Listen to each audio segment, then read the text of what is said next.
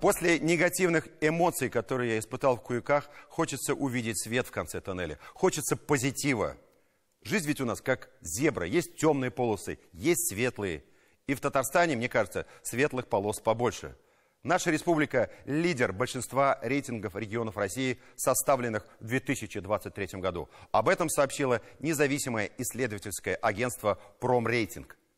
Так, Татарстан лидер по числу объектов ЮНЕСКО. В сентябре 2023 года в список всемирного наследия ЮНЕСКО был включен 4-й объект республики – астрономическая обсерватория Казанского федерального университета имени Энгельгарда. В итоговом рейтинге ушедшего года от экспертов агентства РИА Рейтинг Татарстан на 4-м месте после Москвы, Санкт-Петербурга и Московской области. Мы в лидерах по социально-экономическому положению, материальному благополучию населения и качеству жизни. И, что особенно важно, сегодня по научно-технологическому развитию. День науки мы отметили на этой неделе. И вот совпадение. Наш корреспондент Татьяна Тимошенко попала в лабораторию Казанского физико-технического института имени Завойского, где именно на этой неделе завершились эксперименты, результаты которых способны произвести резкий технологический рывок сразу в нескольких сферах, от электроники до медицины.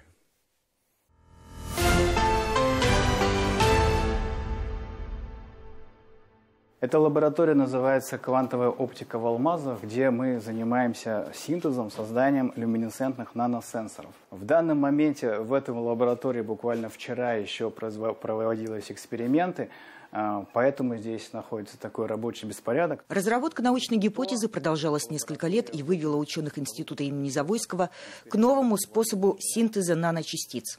Вот эта жидкость, которую вы видите, на самом деле это полимер, который в процессе высыхания образует такую поверхность.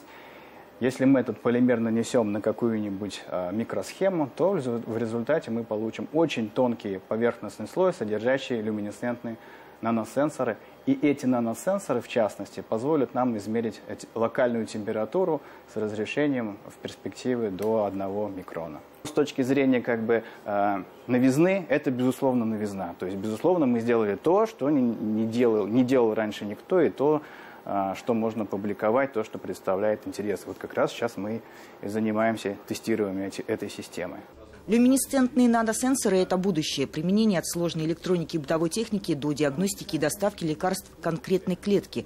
Гонка за этими технологиями идет во всем мире. Первейшие конкуренты – лаборатории Китая и США.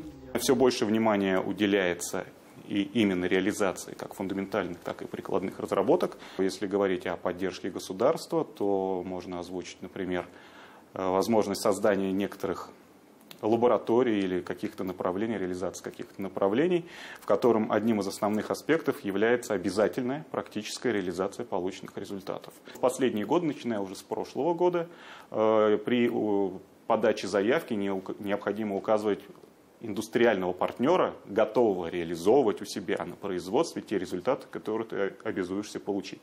На выставке достижений отраслевых отделений Академии наук Республики реальные макеты и готовая продукция. От приборов на основе квантовой памяти, готовых к практическому внедрению, до продукции глубокой переработки нефти. Министр науки и высшего образования Российской Федерации интересуется, сколько в конкретных коллективах молодых ученых.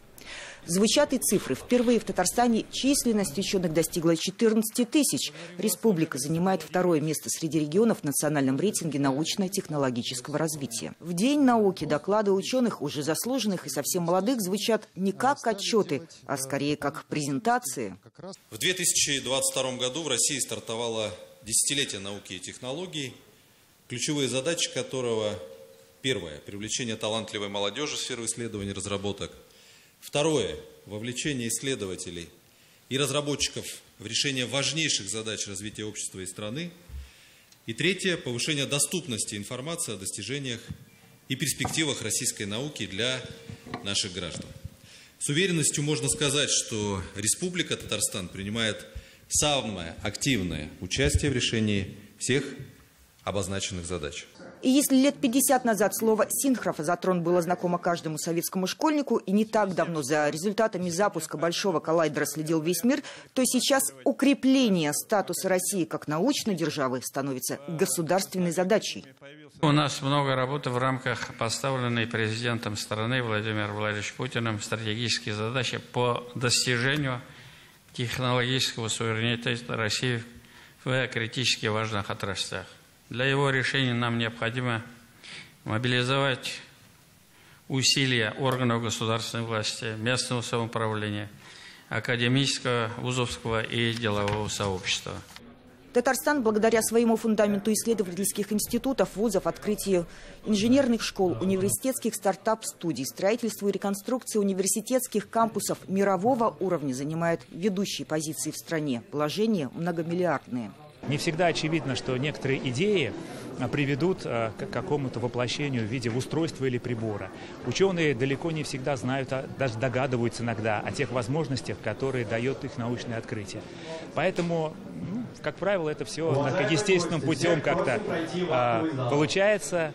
Значит, что называется, как вот основной принцип, да, эволюции, это мутации, там, естественный отбор, вот, куча идей, они все как-то какие-то, значит, воплощаются в жизнь, какие-то нет. Вот этот естественный отбор, он и происходит. Андрей, вас можно назвать молодым ученым? Ну, в целом, наверное, да, потому что если мы говорим про сегодняшние правила молодых ученых, то до 35 лет, да, молодой ученый, кандидат наук считается, да. А мне сейчас 32 года, поэтому можно сказать, что да, я молодой ученый. Кандидатскую во сколько защитили?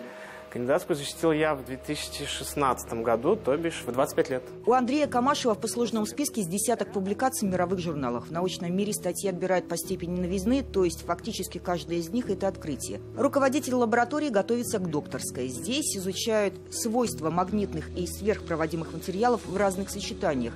Эти мишени – напыление макрообразцы нанопленки. Такие структуры были созданы более 10 лет назад, но наши ученые смогли увеличить их скорость в 60 раз, и сейчас они мировые лидеры в создании таких систем. Если мы говорим про одержимость, ну, наверное, в целом да. То есть, по большому счету, люди, особенно современная молодежь, наверное, которая идет в науку, это та часть населения, так скажем, да, та, которая одержима конкретно какими-то определенными научными идеями или научными открытиями. И благо, что, условно, если мы говорим про сегодняшний, про Казань, про Татарстан, у нас богатые казанские научные школы, это и в Казанском федеральном университете, и у нас в Федеральном исследовательском центре, и в целом в Академии наук, и в республике. Люди идут в науку, естественно, не за деньги, а именно за идею, за тем, чтобы заниматься тем конкретно, чем им нравится. Поэтому я думаю, что некая одержимость в этом присутствует, конечно. Соотношение фундаментальной науки и прикладных исследований сейчас смещается в пользу применения, но все равно чистая наука занимает большую часть работы. И некоторые результаты невозможно получить быстрее того времени, на которое для них требуется. Но есть такие задачи, которые, если немножко собраться, саккумулироваться, да, собрать необходимую команду, вот так же, вот, как сегодня озвучено, получить синергетический эффект, то и выход, и результат может быть лучше, чем если бы мы просто сидели и спокойно относились ко всему происходящему. Год научно-технологического развития в Татарстане официально стартовал. Значит, впереди новые открытия в лабораториях и в научной инфраструктуре. Татьяна Тимошенко, Андрей Ключников, Владислав Поташников. 7 дней.